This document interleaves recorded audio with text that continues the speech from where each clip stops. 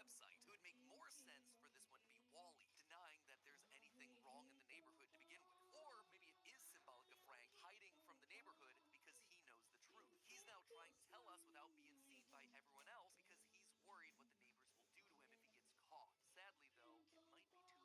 On the staff-only page, there's a framed photo that has a note from the question answerer, the curator that's putting together this entire welcome home exhibit. It says, quote, "This art was not part of the shipment. Please stop using the work printer to prank me." But underneath the actual photo, written in invisible ink, are the words, "Who are you?" with an eye and a spiral. Last episode, we discussed how the eye represents Wally and the spiral represents home, the two working together. And the invisible ink is one of the ways that they communicate with the outside world. For